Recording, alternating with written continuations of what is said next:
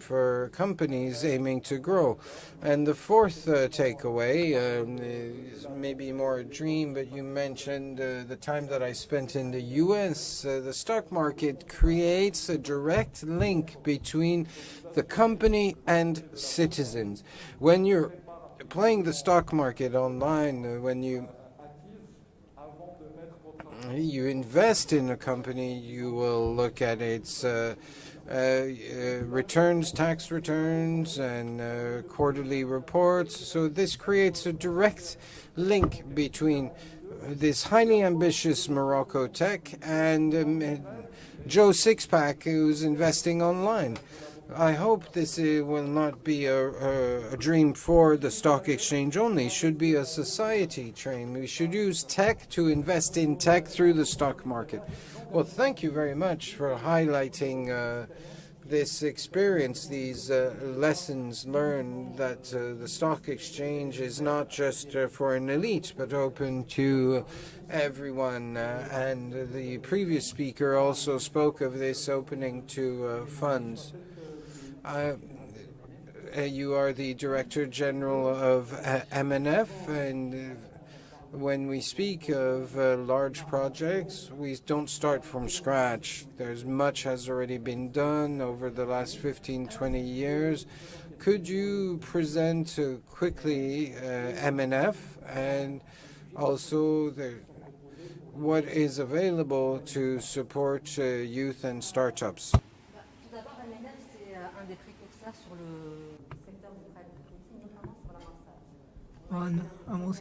We were amongst the first in this sector before even the initiative, so we started our activity in 2010, and we are a niche fund specifically on new information technologies. We have a public-private fund. The first edition, 100 million dirham.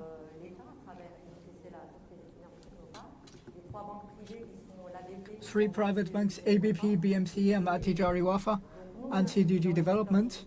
So they're investing in information technology with a strong focus on this aspect of breaking with what is already done. So the technological approach is apprehended in a larger sense. Tech used for products and services, the business model, and sometimes services. So those are the aspects we are looking at while validating certain steps for the teams. While we are investing in the first phase, while there's nothing at the beginning, everything is carried by the founding team. So once again, in the first edition, we started at 100 million dirham. We finished the starting line with 16 participation lines. We had honorable results. We had problems too, of course, but it allows us to attack the second step differently without repeating the same mistakes. So this culture of failure, as you said, was not something well integrated for us early on. It was even a problem for investors, but with what's done internationally and much sensibilization at this level, specifically for teachers and bankers who don't know about those practices, it was difficult, but it allowed us to do things differently while avoiding the mistakes that were done first. So we learned a lot on all the lines. So to keep an eye on what's done internationally, we developed a club of business angels. We grouped together various business angels who accepted to play the game and get back to companies who were lost at the beginning, and accompany them with symbolical tickets, 500 to 300,000 dirham, with opening the networks of those business angels, accompanying strategically, and having them leave their carcan, because those business angels are thinking about what's necessary. So this already worked. We had 4 investments via business angels, and in 2018 we invested in Ovinvest with CIF and Azure. So this was an important job that was done by Wilcom, and we capitalized on what was done here. We kept the same strategy going on the sector of new information technologies while adding further income. So we have a fund of several million dirham.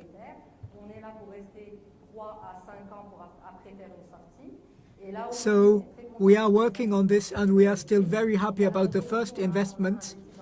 We are investing in 5 companies in innovative sectors. So we are working on Fintech via one page. Yeah, Atlant page working on all that, on drones and approaches, and going through all population zones to detect illegal fishing, etc. And we also invested in Cool School, which was in E-Tech, Damon 5 operating in electronic signatures, and a series of important investments that really meets the current needs of the market and makes us highly optimistic on what may happen later on. So this is really our step. So we were on 100 million dirham, and today we are on 200 million. So I believe people are fascinated by the actors of the investment fund on the future of how to make this ecosystem competitive. And with Kenza Al-Ahlu, I wish to follow the same. We are in an investment fund. We are accompanying startups. You are in the IT sector or more. Are you operating in Morocco or elsewhere?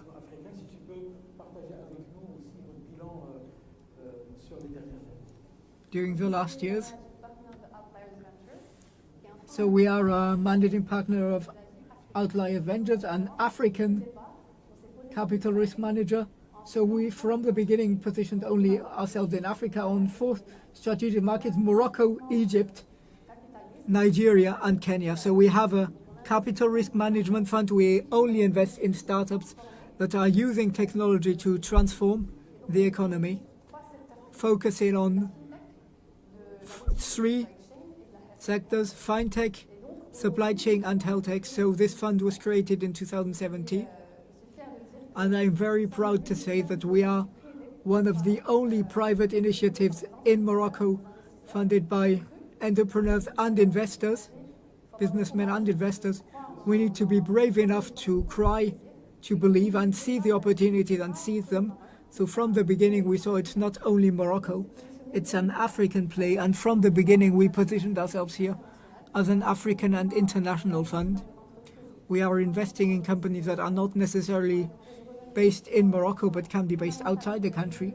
So this is a fundamental point. So we did this from the beginning, and we had to refuse. This is a beautiful initiative.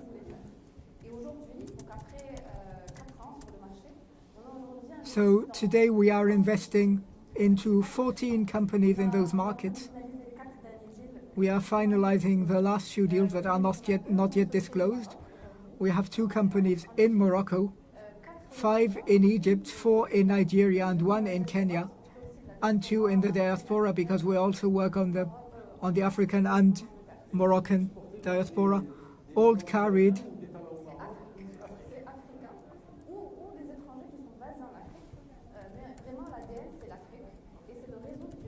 So solving those real problems of the specific local market while transforming the key market. So our investment thesis is technology allows us to close infrastructure gap. So via technology,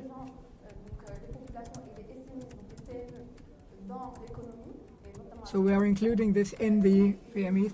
And so thanks to data, we can find services, we can make services and processes far more efficient. We are investing on this. So in Egypt, we have 2 companies working on the same business model, transforming on retail. So allowing companies to pass commands online, bring all together, buy at the suppliers to distribute on the day when it happens. So we have a Maxam company in Egypt, leader in the North African market, in 4 countries in the Eastern African region. So Maxa has an impressive growth. They manage $55 million. And another company in Morocco in the same sector to consolidate regionally and attack the local market. We are currently helping them in this. SocoWatch is the same, a major growth. And we are currently doing a B-series bridge.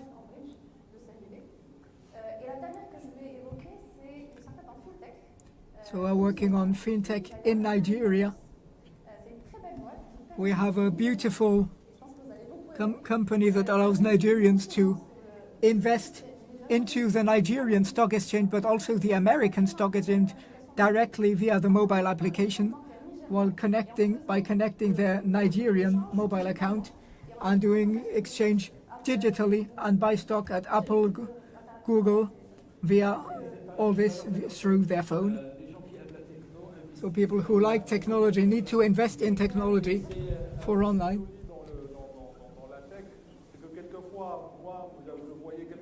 Sometimes you see something middle term, but it can become very quick. This is the model we need. And the beauty of this company is that it's democratizing access to investment for all companies. And this makes me reach to a question. Is this elitist? Are there prerequisites for those young people to be able to enter it? When you talk about democratizing, is it open for everyone? Is it only a question of mindset or of ecosystem favorable to this? No, we're talking about investing in a startup. You are investing in the application in order to buy stocks.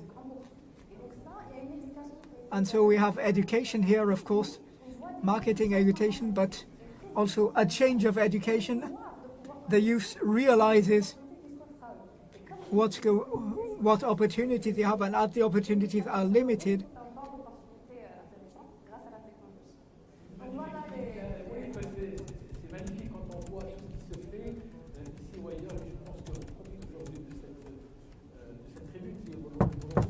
MoroccoTech, we are sharing all this knowledge because everyone is exploring, is looking at things, and we see there is job being done.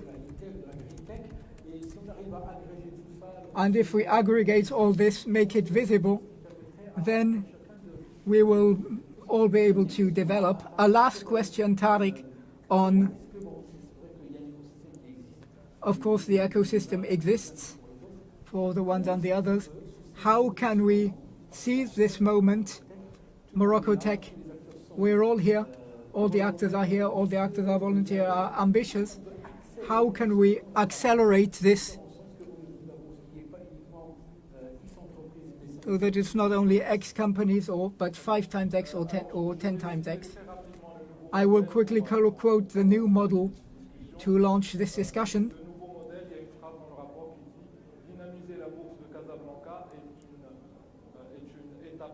So the Casablanca Investment Fund is an is an important phase because it's where our funds go naturally: private equity, venture capital, family office investment. So we need to understand investment is an ecosystem that is fed. So of course I can't talk for about the whole ecosystem, but one thing that was proven internationally is companies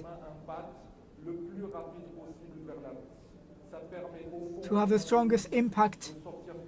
It allows us to get added value and retarget and dynamize this. So now, to give you a statistics, MoroccoTech needs this, and I already proved this is really necessary when we reach a certain growth rate. Last year in Paris Euronext we had 64 introductions and 32 were technological companies, including 13 clean tech and 4 infra. So usually at the Casablanca, all actors are democratizing and facilitating access to the Casablanca Investment Fund. We have there's something intimidating to think that the Casablanca Investment Fund is only for big companies, but we also had smaller IPOs.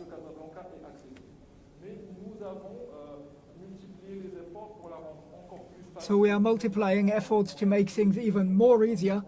As we said, education is very important, and supporting all those businessmen. First, we are creating a market, the alternative markets, only for small companies with an easier access.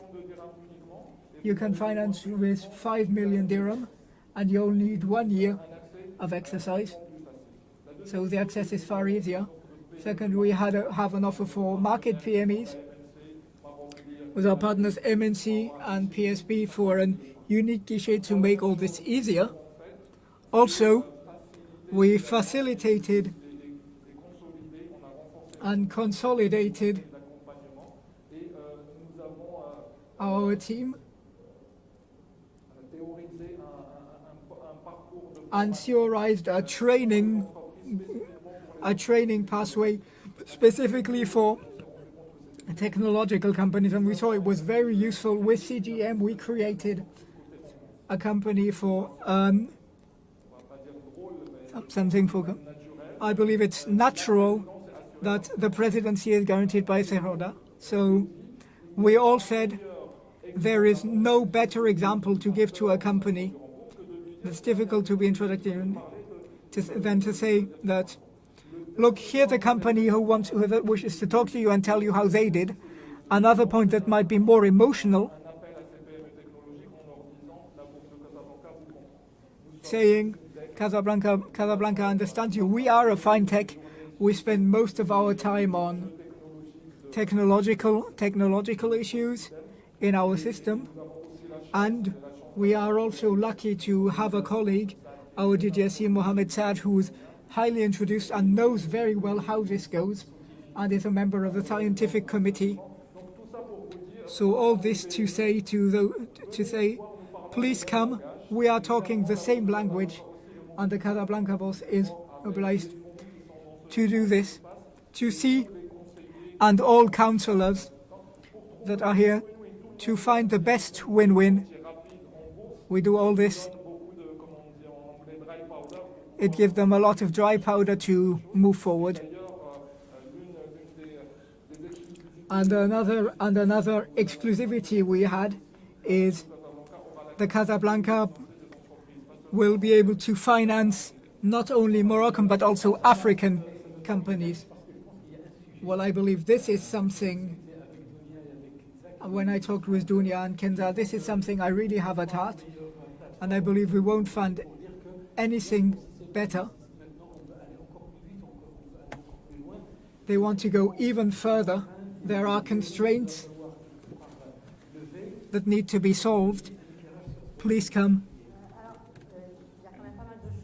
Do you have something to say? Well, there are several things that need to be reviewed. First, for the investment fund, it was launched. It's an initiative that was launched in 2018. Many things happened, and I believe we are here in a review to adjust everything that has already been done. So today, to really give an impulse to this private equity industry, and I talk mostly about risk launching. Today we need fiscal incentives, mostly for the startups, but also mostly for the investors, but also for the startups themselves. Today we have nothing concerning this. We have no exoneration. All those companies are either constituted as SARL or as SRL EU. Of course, we have this new SAS today, but it's not applied yet. So we need to see if it's completely appropriate or not. And also a regulatory framework. So the main actors of the ecosystem, we don't have a common definition. Everybody does it his own way. We agree on the technology, on growth, but it's good to have a common regulatory framework to reassure bailers, because today what do we need? We need 3 funds in this innovation. The first being to multiply management to serve further companies, and for this we need to welcome and give appetence to those international investments and local investors. So the capital risk, especially Amos risk, remains the poor element of private equity. So what we are starting now is we have a structuring démarche and tell them we have an active that might be interesting. We can't work only on infra or on real estate, but we need this to have this potential this growth. We need more money. We need to accept to lose money, because when we have a portfolio of 10 participations, we don't expect return on the 10. If we have a good return, an explosion of returns on 2, this will catch up on all the rest.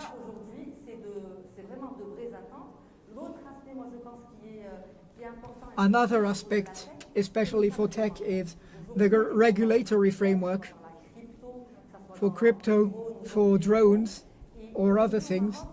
Also in Morocco, we have a regulation that remains quite rigid because its authorizations, regulations, the framework is not at all flexible.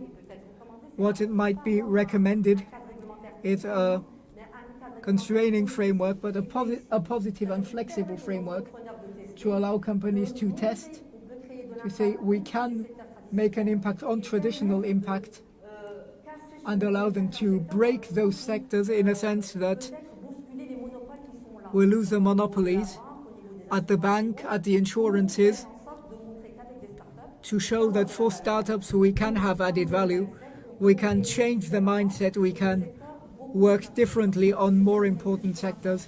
And I will finish on this very important point, also important for funds, to attract international investment bailers. The best financial incentive is fiscal equity. We are paying VAT on management funds, 20%, so it's a VAT that can't be taken back. So this means 4 to 5% funds. That's not comfortable for an investment fund, and we want this VAT to be exonerated. And the last very important point is in startup internationalization. We know, and we'll give you a moment, we really need it. Even if we have a laboratory or a framework in Morocco, we need to go and invest outside the country.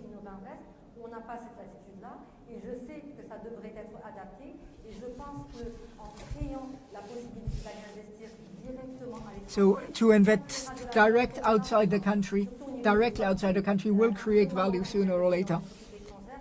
A Moroccan fund investing in a foreign company will have a far more interesting investment return and money back to Morocco. So this will help all the economic added value for the country. Peut-être la particularité, c'est que vous êtes un fonds Afrique. But in fact, you are a fund focusing on Africa. Do you have the same constraints? Well, no, we were aware of this constraint, so we realized that if we wanted to have startups that grew and could raise funds through international investors, they had to be present in a foreign jurisdiction, and it is crucial today to the startups in Morocco. These companies must be able to create an entity abroad, and the state controller for transfer of funds have allowed for the creation of a company abroad. But this should be the standard and should allow investment funds to be domiciled abroad from the start to facilitate such transactions, which is an opportunity for me to speak of the fantastic opportunity presented by Innovinvest as opportunities to invest abroad, and not just in Morocco. Well, thank you very much. As this panel, as I mentioned, that we'll be happy to start it, and we're also happy to close it. Thank you, Mr. Senhaji, for your commitment and sharing your experience. Mr. Raikabi, thank you. Mrs. Bounmedi, and for sharing your enthusiasm. And thank you, Mrs. Lalou, as well. And thank you all for this convergence on the challenges that need addressing. Listen to different perspectives over fundraising and how important it is for the future, not only in tech, but as well as the whole financial and banking system, especially with our stock market, and the objective to make of Casablanca a regional and continental hub for financial services. Ladies and gentlemen, before heading on to the last panel discussion, let's go to a very beautiful region, a region full of economic and tech potential, namely the region of Souss Massa. I will take you there with the Director General of the CERI, the Regional Center for Investment, Abdelati Marwan, and this testimony about investment opportunities in the region of Souss Massa.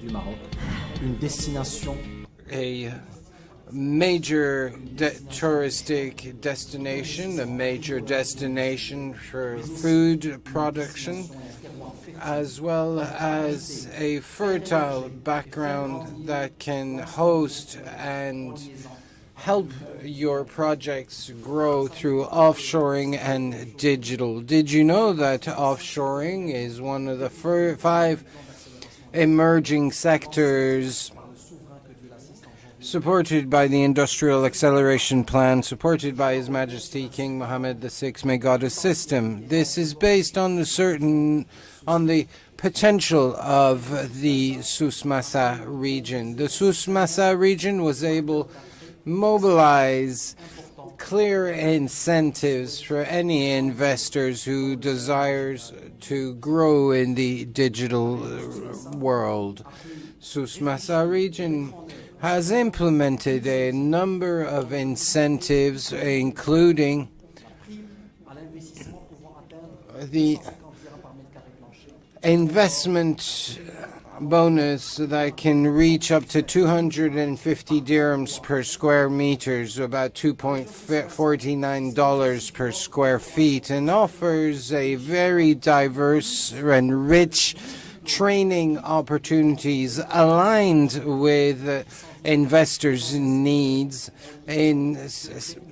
for training sponsored by the state to support the growth in targeted industries. These are as many reasons to invest, and we would be delighted to share them with you. All the team here at the Regional Investment Promotion Agency is here to support you in all your procedures to invest in our beautiful region, and we'd be delighted to welcome you and look forward to meeting you soon here in the Souss-Massa region.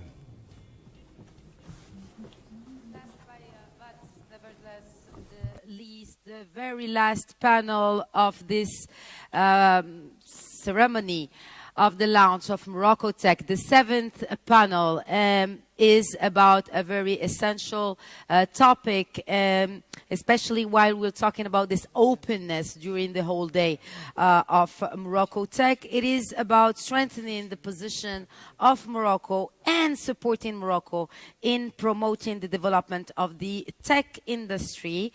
My colleague and partner of the day, Mehdi Bukhari, will take the lead on moderating this very last panel of the MoroccoTech and offshoring in the IT sector. Mehdi, floor is yours. Merci beaucoup. Thank you very much, Khadija. To start this very last panel, but not least panel, we will now be focusing on one of the most important sectors of the digital ecosystem of Morocco, a sector which in full translation, there's even talk of offshoring 2.0, where Moroccan and foreign operators want to be present so as to develop in Morocco world-class technologies and solutions. A panel which will therefore be in 3 stages as usual. We will have a one-to-one panel before a multi-speaker panel, but first we will hear from Mr. Mimoun Chiri, who will provide us with a keynote introduction to the topic.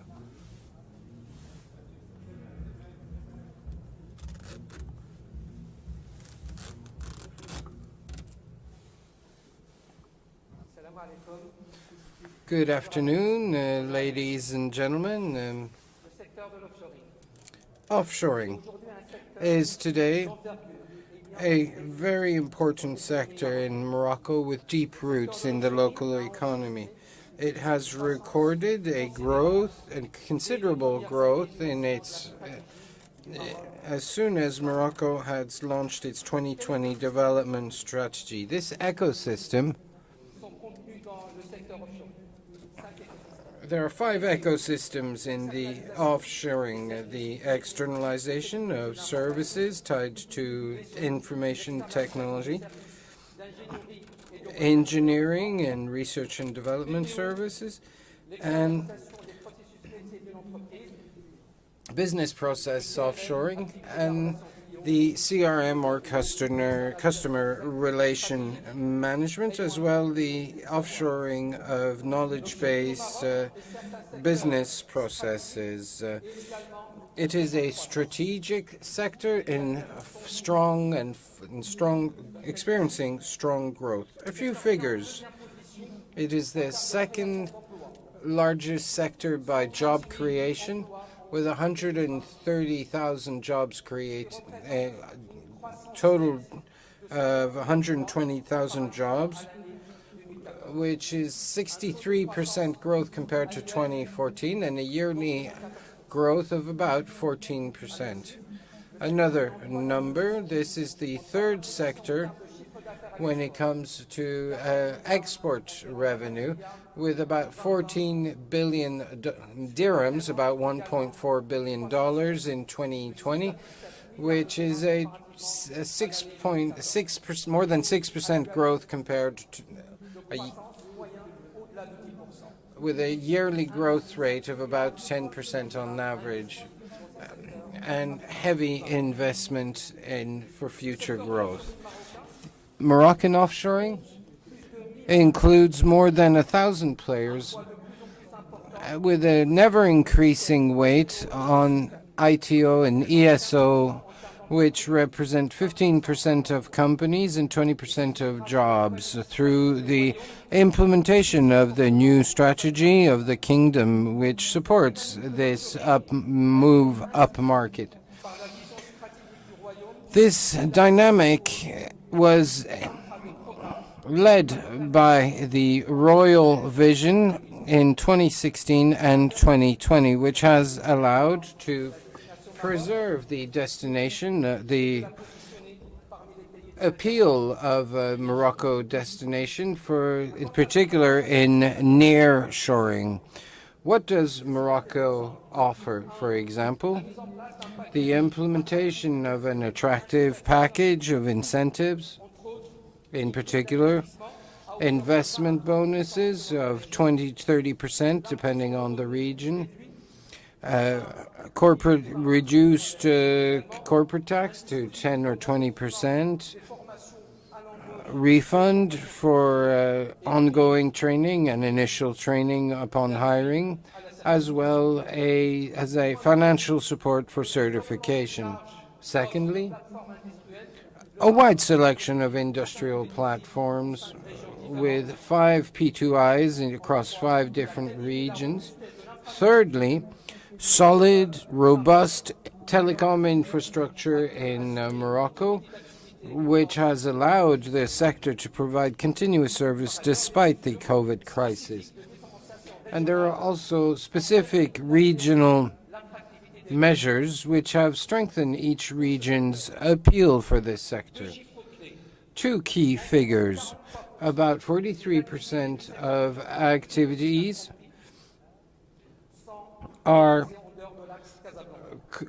realized outside the Casablanca-Rabat region, such as Fes Meknes, Tétouan, the Oriental, and the Souss-Massa region in the south of the country. About 50% of projects subsidized by the government are outside of the Rabat-Casablanca axis, and Morocco remains well known in terms of offshoring and is one of the leaders for French-speaking businesses, with ongoing solid openings on other open markets, both in Europe and in North America. There is much potential in the incoming years, in particular with the growth of the world market, the emergence of new technological tendencies, and a strong commitment from all stakeholders, including private, public sectors, as well as training institutions. Offshoring in the years to come will experience a strong move upmarket, making the most of future technologies through tech shoring, cybersecurity, artificial intelligence, amongst other opportunities. Thank you very much, and I look forward to meeting you in the next event where we'll speak to Offshoring 4.0. Thank you. Thank you very much for showcasing the opportunities and transformation and agility of the sector in line with the wider transformation on the global stage. The success story participates to the high profile of MoroccoTech abroad. There is including Intelsia, who will be represented by Mr. Yusfir, who will be the last guest for our fireside chat.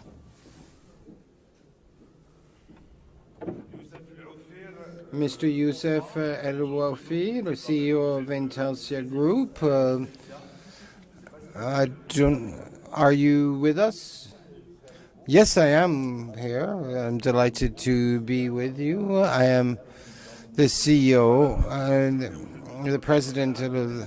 Yes, you are Director General for Intelsia. We're delighted to welcome you. Intelsia is today a leader on its market, a real success story given its growth and international success. How did it all start, and how were you able to grow and accelerate your expansion abroad? So first of all, thank you for this opportunity. Very quickly I would like to present Intelsia. For those of us who don't know you, we focus on outsourcing, in particular CRM, customer relation management, and business process outsourcing. We initially were present in 16 different countries across 3 continents. But initially, we were present only in Casablanca, and we now have 80 sites across the world. This company started about 20 years ago and collects revenue today of about 700 million euros with 35,000 employees. How many countries? 16 countries. And we serve 4 main markets for offshoring: the French-speaking market, our historic market, the Portuguese market, the Spanish market, and the wider European market. So it's a very competitive market, both around the Mediterranean basin, but also across the continent. How have you managed to succeed and stand out in a very competitive landscape? Well, it's quite a long story, but it's not over. But just a few highlights, crucial highlights that have allowed us to grow. The first thing is that we were always focused on the long term. From the start, we wanted to make a key actor for today and for tomorrow. From the start, we invested heavily on the construction of a solid organization.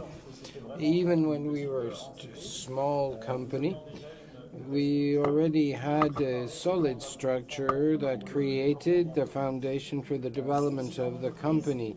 It is also a company which, from the start,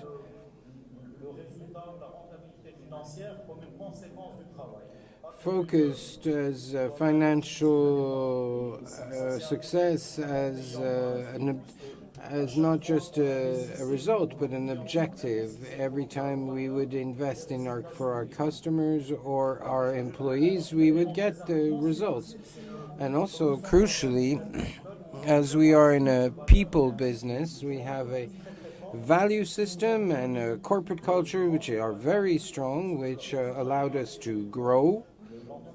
When we started in 2005, there were only 200 people, and today we have 35,000 people, which has allowed us to develop in different countries while keeping the same DNA, the same ambition, the same federating elements which have allowed us to develop similarly in different landscapes.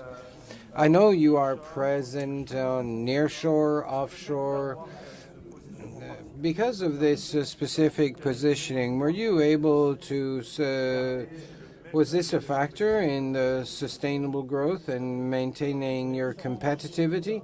Yes, absolutely. We have markets, offers on the market which are tailored to the market. We are present physically in France.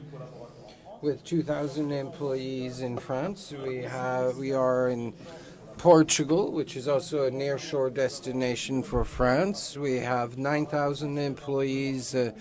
We're in Morocco. We are present in West Africa, in Senegal, Côte d'Ivoire, Cameroon, where we serve mostly the French market, but we are also present in Mauritius and Madagascar for the French market still. And the same logic applies to the North American market, where we are present in the U.S., in the Caribbean, and in South America, to serve the American market. So it's the same model which allows us to provide appropriate solutions. So how important is the human capital in your past and future development? Well, this is fundamental to our history. We are a service industry. Everything that we make for our customers is made by physical people who answer the phones, who develop programs, who develop technology, who create digital innovation. These are services that are made by people, so humans are crucial to our development, which is why we invest heavily on this aspect. We have a true know-how when it comes to recruitment, training, development, motivation of our employees, to have all the things that we need, the trump cards that we need to continue to grow. And technology, of course, is also crucial to our trade, as everything we deliver is delivered via technology. And Morocco enjoys first-rate technology, which allowed us to develop in Morocco. And this technology must be constantly available and secure, and this is crucial, absolutely crucial. And we will speak also of the future of this trade, where human and technological elements are converging, but we'll get back to this later. Yes, you spoke of the future, and we spoke of artificial intelligence and the metaverse, which will change our way we look at the future. Do you think that in the next 20 years that your trade could change fundamentally? Well, it's already changing, really. The densification of digitalization as it's ongoing, but it's getting more and more dense, and is incurring progressive but very quick transformation of our trade. We are introducing more and more technology, but we have already included technology in our development. We have departments that work on boosting employee capacity, on smart analytics to be more performant in the provision of our services, artificial intelligence to improve our operations. So we are already in this version of the future, which is clearly talking convergent, that will clearly see the convergence of human and technology. But this is a progressive process full of opportunities, because you have the possibility for generic services to move up market on complex services, while providing what is mass services or volume services, and opportunities that are created when it comes to our technological solutions. We focus on CRM, on IT, where we have strong development, and we've hired about 100 engineers who work on different projects for when it comes to the development of applications, infrastructure management, for the building of networks for telecom operators. So the transformation has already started. It's not something that will happen overnight. It's actually already happening, and it is crucial to our success. We're in a kind of a long-term race, a long-term marathon. We need endurance, we need agility, we need to be able to transform. So in this, as you mentioned, this long marathon, very quickly we have seen the launch of MoroccoTech. Do you think that MoroccoTech will have a booster role for the offshoring sector in Morocco? Well, this is what we clearly call for, but the opportunity is there.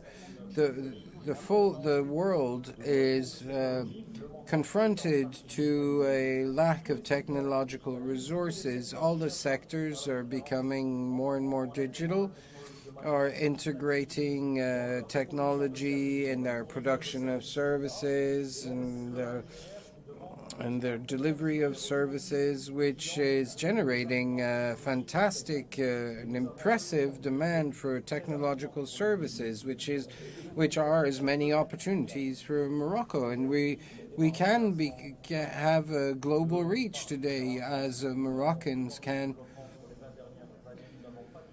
We have no specific problems in finding Moroccans who speak a different language, and they tend to be very well versed in technology. If we want to have an engine for production, for development, well, then we have a real opportunity that we can seize in a practical manner. So you are the director of Industrie. I was delighted to speak with you today. Our panel will continue now. How can we support Morocco in its in the development of offshoring in the IT sector? We will hear now from our different panelists.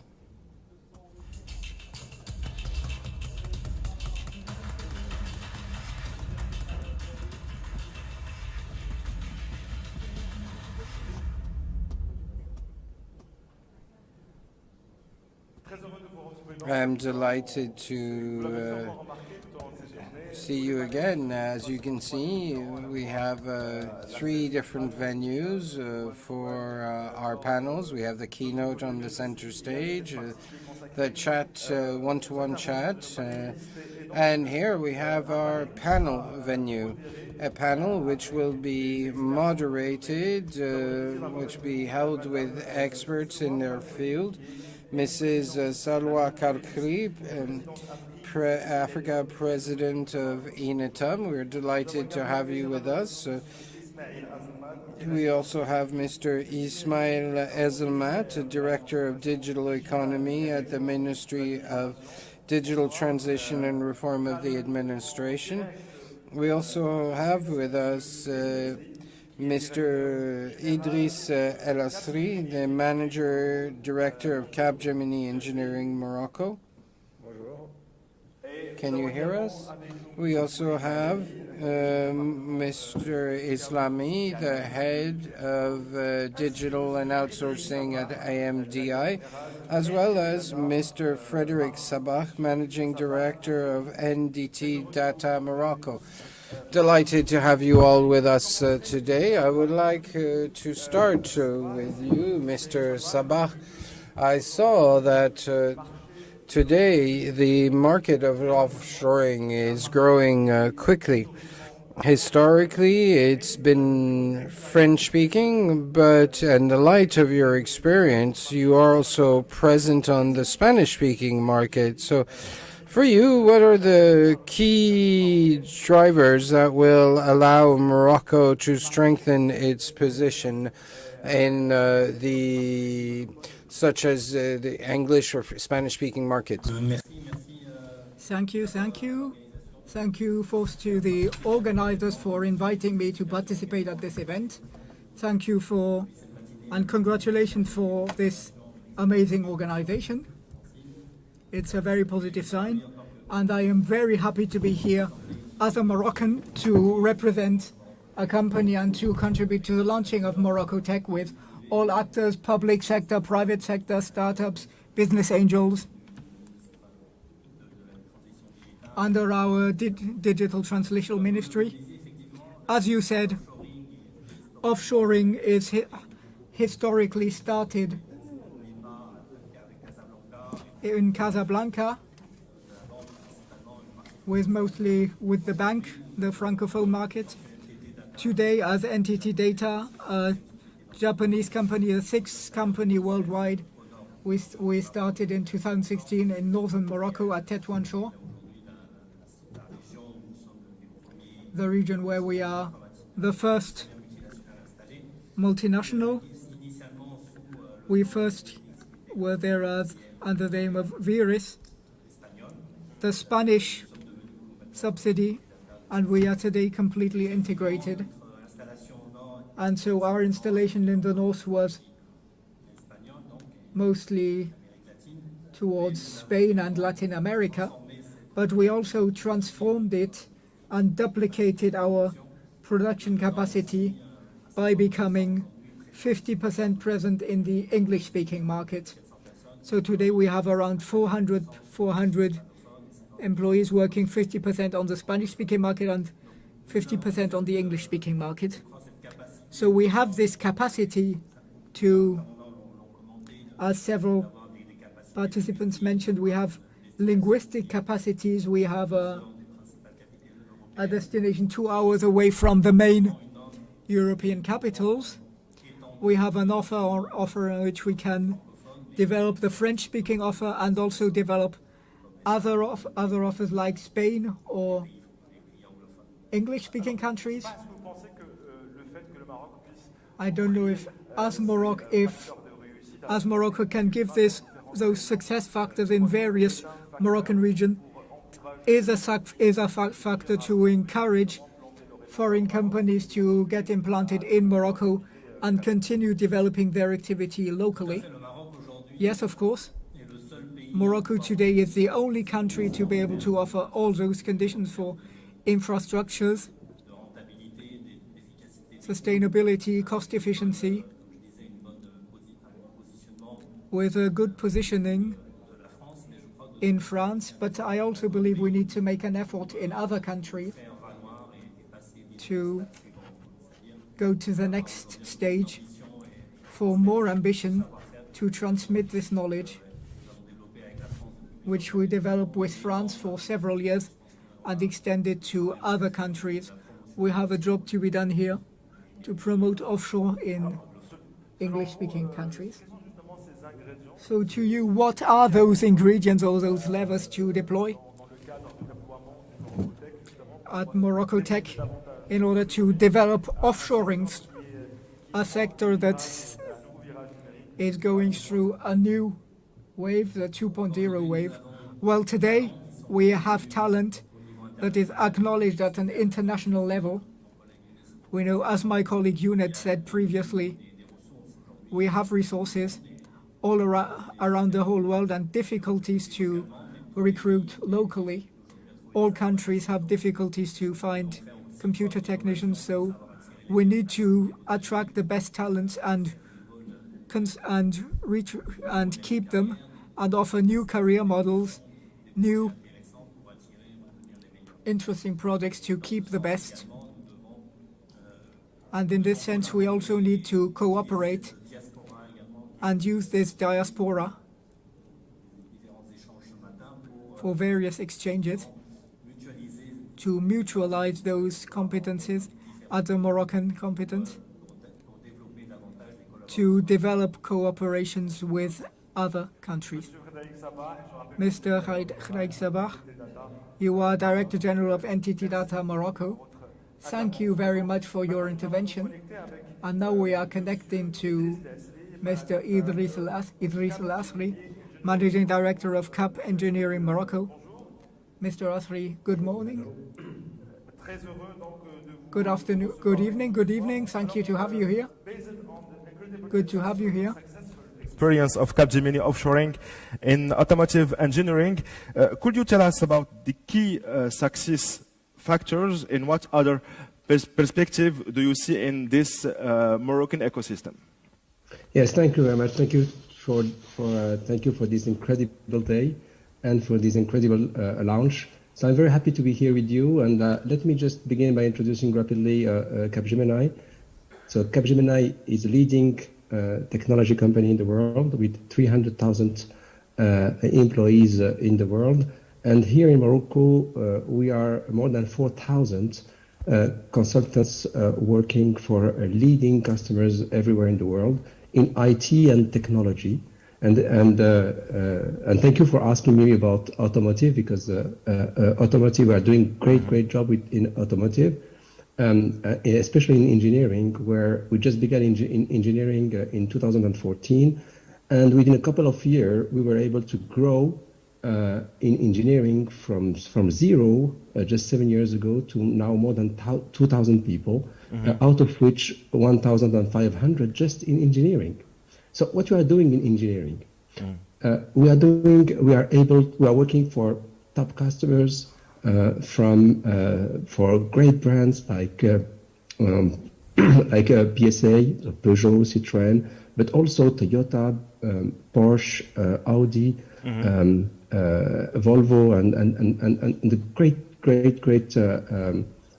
customers everywhere in the world.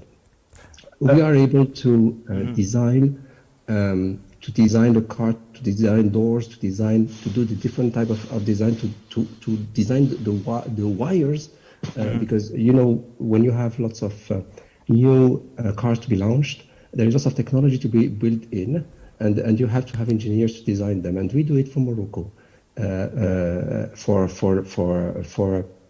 customers everywhere in the world, for sure in France, but also in Germany, in Austria, in Sweden, in the US also, in Canada. What are the success factors? So what are the customers? What are your assets? Yeah, what are the assets? So first of all, and my colleagues told about it, we have incredible talents.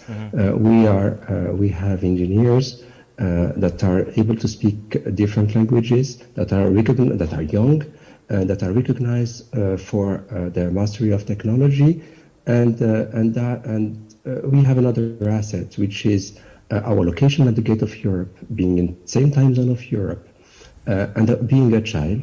We are in competition with Eastern Europe. We are in competition with Southern Europe. We are in competition with India. And what is a real differentiation for us is our ability to have this agility, to have this mastery of languages, to be in the same time zone as Europe. And also in our case, to have all these processes of our group, of the Capgemini group, that enable us to have this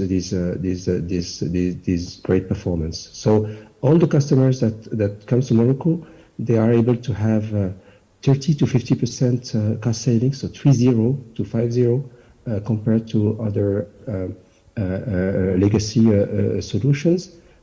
So tremendous savings, and we were able for our customers to be able to design them patents, so des brevets, so patents. So they were able to have patents on new projects. And for example, last year we had a patent on electric vehicle for the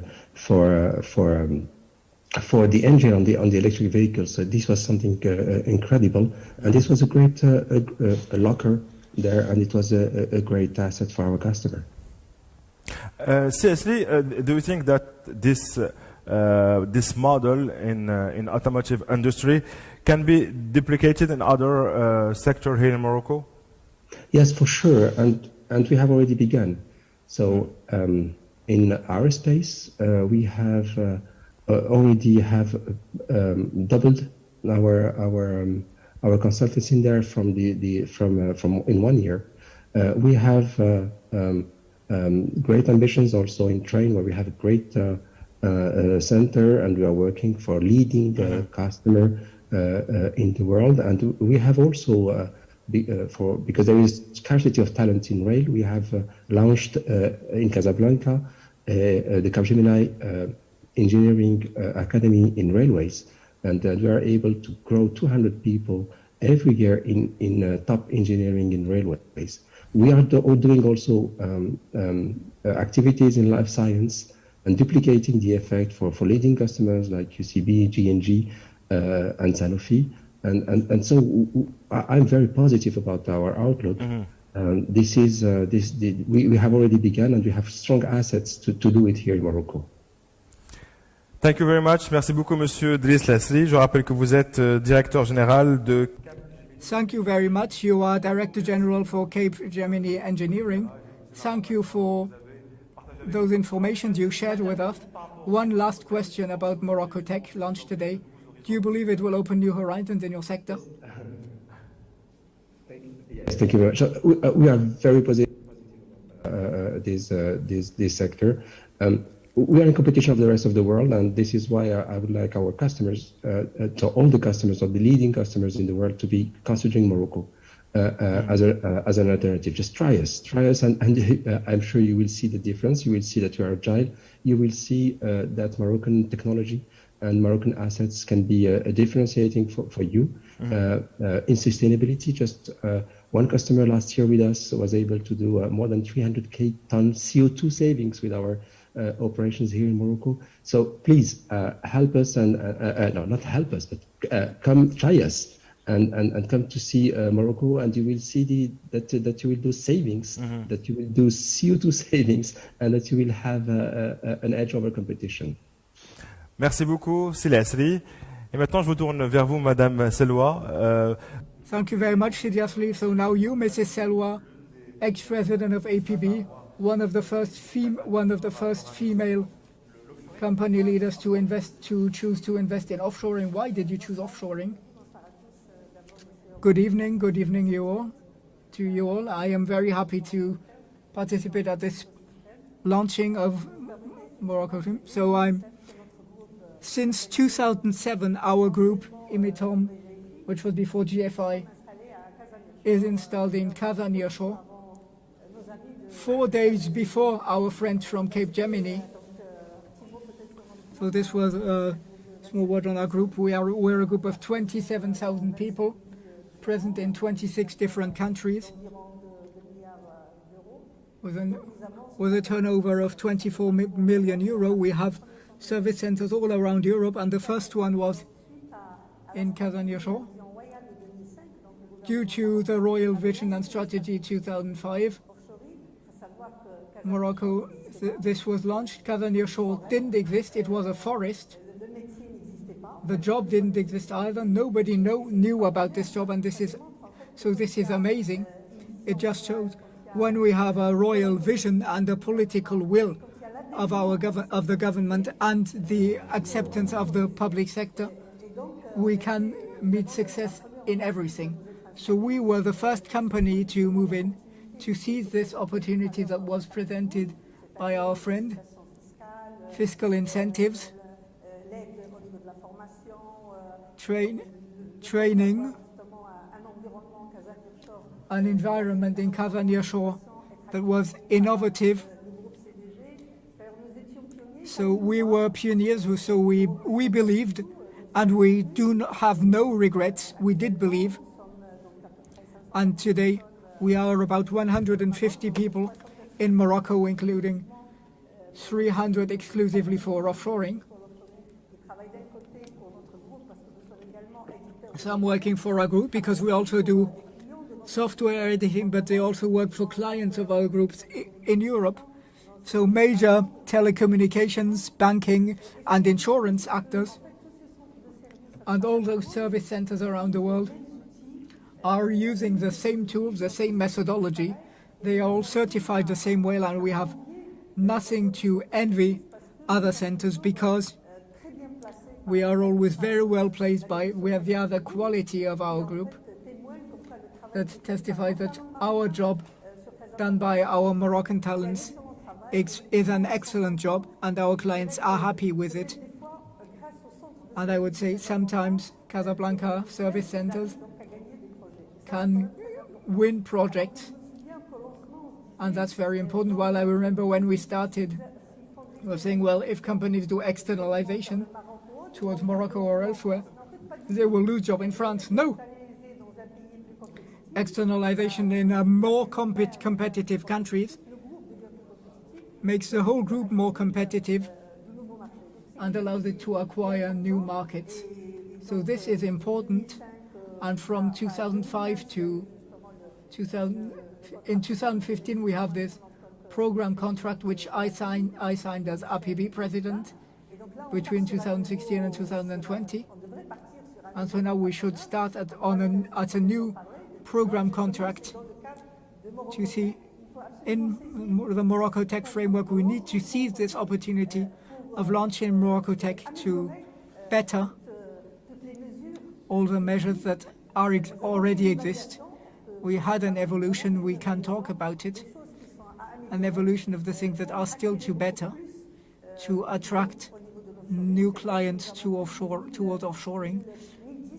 We have over 110 companies installed all around Morocco, with an important part between Casablanca, Rabat and Tétouan. But the regional potential in Morocco is very important. We have excellent universities all around the country in the 12 Moroccan regions. So for regionalization, we need to do more to attract more companies in regions. So now we are offering jobs for our youth in those various regions. We had new jobs created, and in 2015, if with MoroccoTech, and I'm sure it will work, we can reach up to 200,000 employments in 2025. And it would be interesting to create them in the various regions, which will make the Casablanca Rabat regions more competitive with less pressure. So this is the first point we need to better. Another point for MoroccoTech is telecommunications costs. We have excellent infrastructure which helped Morocco a lot during the COVID time, while other countries like Philippines or other countries had problems due to telecommunications infrastructure and lost markets, which wasn't the case for us in Morocco. But we still need to go even further in telecommunications costs to be even more, because there are two important things: human resources and telecommunication. So all this is accompanied by CGG. And this is the second point that's important for me, that we still need to better. Third, which we didn't mention, personal data protection. So this morning we mentioned the CNDP president. So yes, we have a law, we have a national commission, etc. But we still need to go even further on the European Union to have a complete adequation. Other countries got it, and we need to accelerate, because with this adequation and regulation, we can attract even more projects in BPO, because those are all the projects, the business projects, process projects with personal data of European citizens. This is something we need to solve, so we still have things to do. So if we include offshoring in MoroccoTech in a global framework, then I believe we can go even further. As I said, 200,000 employments, 1.4 billion exportations, we can reach 2 billion. Moroccan classification can be even better. We are 36, if I remember well. We can reach the goal of becoming 25th or even better. So many things have already been done, but there are still things to do. Yes, you mentioned BPO. A question for Mr. Ahmad on the achievements. According to you, what are the other opportunities that are not yet exploited by offshoring? We will talk about offshoring 2.0. I only heard about it today. So what are the other opportunities that Morocco and Moroccan actors did not seize or exploit? I am very happy to be here with you today. We can't hear the speaker properly. I just wish to remind what happened during the last 10 years. Offshoring started in 2004 with the first call centers. So then Then we had the implementation of Kazan Airshop, as Mrs. Selwa mentioned, with an offer for two measures, information and confirmation. So we had a dynamic to launch offshoring, and then during the last 5 years we had offshoring really started well with important numbers. Over 130,000 employments. So the main employer, nearly 1.45 billion turnover. That represents 1.5 of our GDP. That's very high. Offshoring companies investing around 1.5 million dirham. So this shows they want to do much business here in Morocco. The destination Morocco is attractive. They are investing. So generally speaking, it's positive. But we can do even better. We can do better. How? Well, today we are leaders in French-speaking offshoring. 70% of the French market is here in Morocco. We are the third worldwide destination on the African continent, but we need to work more to position ourselves towards the English-speaking market. This is very important. Offshoring is an important market, over $100,000 million around the world, with a great potential. And the big part is English-speaking offshoring. We have what we need in terms of connectivity. We are close to Europe, close to the US. I believe even with this crisis, all the paradigms were looking to a low-cost destination. Now we're looking to a close destination with interesting services. So we have those assets, connectivity, resource quality, because what are they looking for? They are looking for competencies, for talents to launch their business, and Morocco has those. It can't be denied. We have connectivity, competence, and costs. We don't want to position ourselves as a low-cost destination, but we need to find a good balance between positioning as best cost, better quality at a reasonable cost. Not as expensive as Europe, but not as low as other African countries. Africa is highly challenged by competitors in Africa, Senegal, Ivory Coast, Mauritius. In Europe, Poland, Romania, and even now Spain, and our major competitors in Asia. We've seen that offshoring is the standard bearer for the offshoring sector. What actions does the AMDIE conduct to showcase Moroccan knowledge? Thank you for the invitation. I'm delighted to be amongst you today. When it comes to our promotion activities